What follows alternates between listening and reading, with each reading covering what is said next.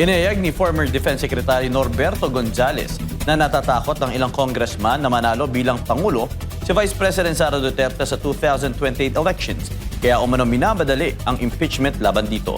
Si Almar Forzuelo magbabalita.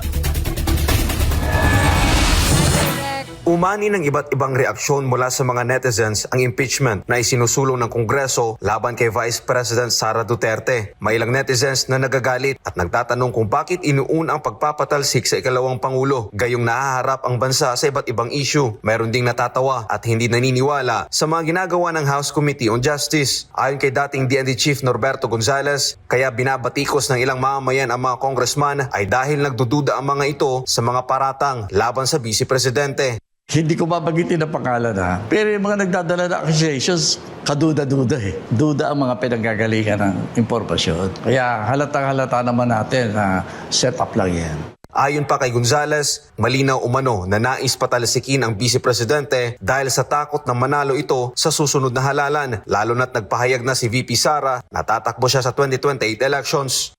Sa totohanan talaga namang partisan politics yan, action na yan. Gusto lang nilang mawala si Vice President Sara kasi takot sila na sa pagdating ng eleksyon, talo sila lahat. Kaya hanggat maaari gusto nilang mawala sa eksena. Giit pa ng opisyal, halatang-halata na minamadali ang impeachment sa Kamara, lalo pat malapit ng election season sa 2027. Kaya nagmamadali din palagay ko ang ilang elemento ng Kongreso. Kasi alam naman nilang sabit sila lahat dyan no?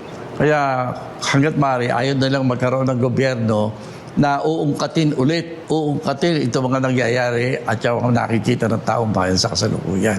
Ayaw nilang mangyari yan. Kaya hanggat maaari, kaya nga mainit yung impeachment. Narito naman ang mensahe ni Gonzales sa mga mambabatas. Halata na kanilang maniobra. Kaya siguro kung talagang gusto nilang medyo lumambot ang puso ng mga kababayan natin tungkol sa mga kasalanan ginawa nila, magtrabaho sila ng tama. Alam mo, nasa krisis ang bayan Para sa Diyos sa Pilipinas, kung mahal, Almar Forzuelo, SMNA News.